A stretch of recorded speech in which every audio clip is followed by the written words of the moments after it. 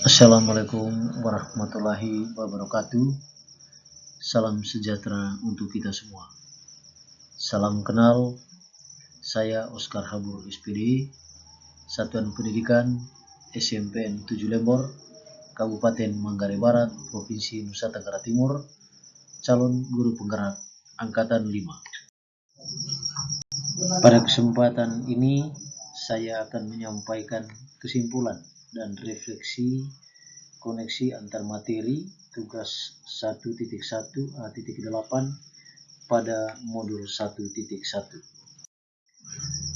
Ada 3 pertanyaan yang menjadi titik fokus pembahasan atau stimulus pertanyaan yang membantu saya dalam mengerjakan tugas ini. Pertanyaan pertama, apa yang saya percaya tentang murid dan pembelajaran di kelas sebelum saya mempelajari modul 1.1. Kemudian yang kedua, apa yang berubah dari pemikiran atau perilaku saya setelah mempelajari modul ini. Dan yang ketiga, apa yang bisa segera saya terapkan lebih baik agar kelas saya mencerminkan pemikiran Bapak Ki Hajar Dewantara.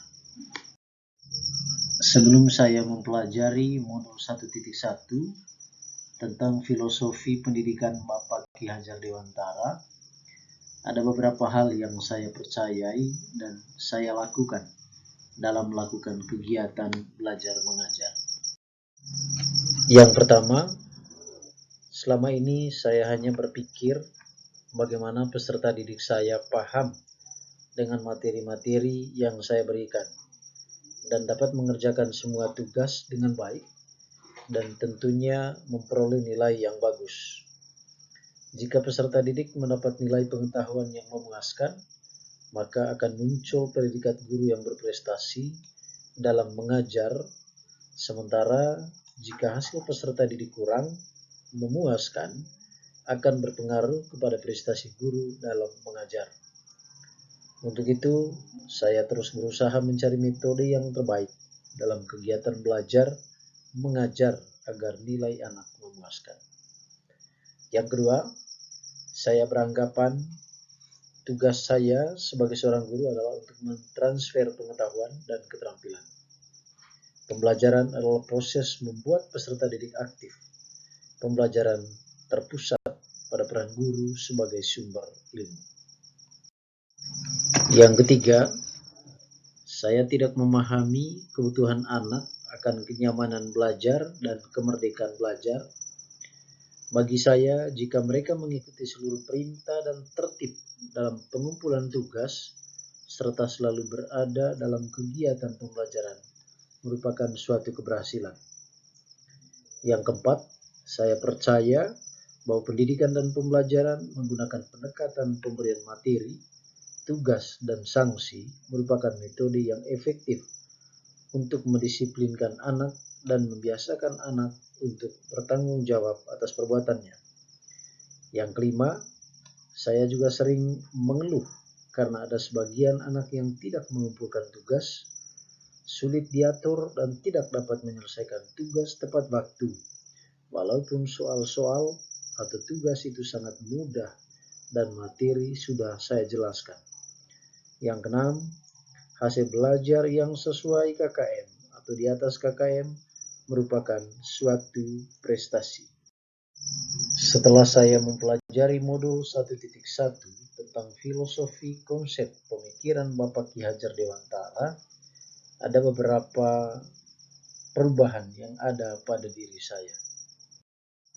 Setelah saya ikut pendidikan guru penggerak dan mempelajari modul 1.1 tentang filosofis dan pemikiran pendidikan menurut Bapak Ki Hajar Dewantara, saya berpikir bahwa selama ini saya hanya tahu sekilas tentang semboyan ing ngarso sungtulodo ing madio mangunkarso tutwuri handayani tanpa mencari tahu makna yang begitu dalam yang terkandung di dalamnya.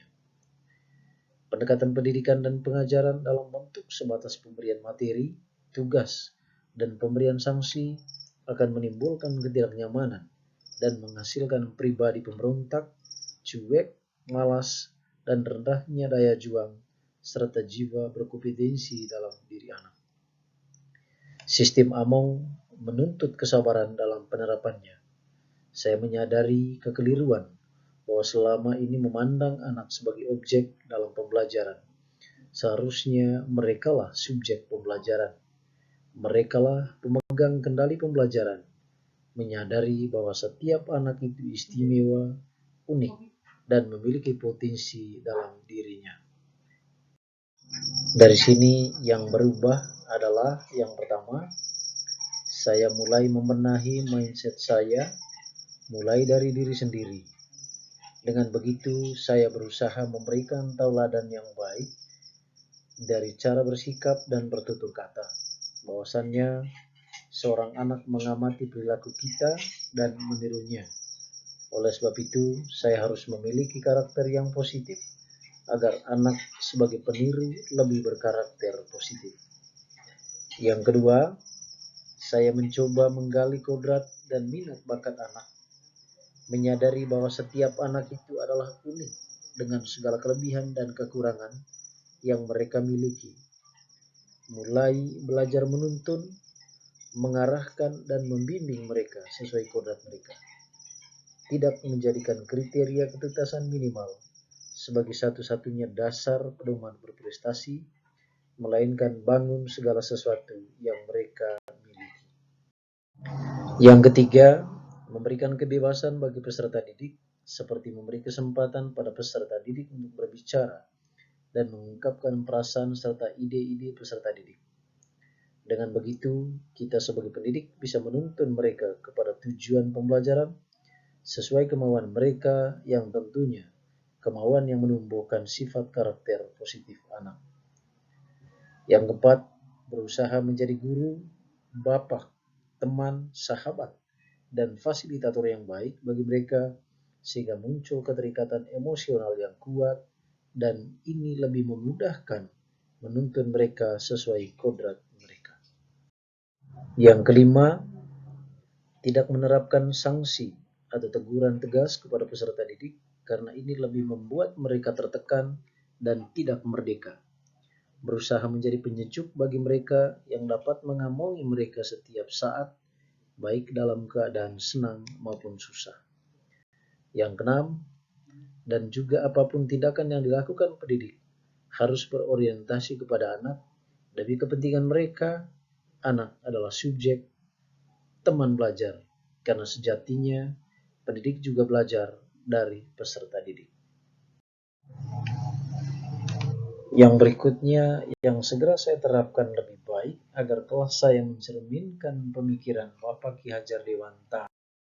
Lalu yang pertama, mengidentifikasi karakteristik anak mulai dari kebiasaannya, gaya belajarnya, kemampuan menyerap materi pelajaran, bakat atau minatnya, juga meminta pendapat mereka tentang hal-hal yang menyebabkan ketidaknyamanan mereka untuk dapat belajar dengan baik. Yang kedua, merancang pembelajaran yang sesuai dengan kebutuhan peserta didik dan melaksanakan pembelajaran yang bermakna, menyenangkan, dan merdeka. Ketiga, memberikan suasana kondisi belajar yang nyaman dan menyenangkan. Keempat, menjadi tauladan, pemberi semangat, serta memberi dorongan dalam menanamkan nilai karakter. Kelima, melakukan pembiasan dalam mengucapkan kata maaf, tolong, dan terima kasih sebagai bagian dari penanaman dan penguatan karakter. Keenam, melakukan pendekatan secara emosional kepada peserta didik maupun orang tua guna mencari solusi terbaik dari setiap kendala yang dihadapi anak dan bersama-sama mengasah minat bakat mereka. Di bagian terakhir, kesimpulan. Berdasarkan uraian jawaban dari 3 pertanyaan stimulus, dapat kita tarik kesimpulan bahwa untuk dapat mengimplementasikan Merdeka Belajar yang menghasilkan profil pelajar Pancasila membutuhkan proses dan waktu. Hal tersebut bukanlah hal yang mudah. Sudah waktunya untuk kita dapat melakukan perubahan-perubahan hebat dalam proses pembelajaran dengan tujuan untuk memberikan tuntunan terbaik kepada peserta didik. Peserta didik diberi kebebasan untuk bereksplorasi, berinovasi, dan mengembangkan potensi sesuai dengan kodratnya masing-masing. Dengan menerapkan 3 semboyan Bapak Ki Hajar Dewantara, yaitu ing ngarso songtulodo, ing madio mangunkarso, dan tutwuri handayani, dapat membantu tugas kita sebagai pendidik dalam memberikan tuntunan, arahan, serta bimbingan agar tujuan dari Merdeka Belajar dapat terwujud dengan baik. Salam Merdeka Belajar, salam guru penggerak. Guru bergerak, Indonesia maju.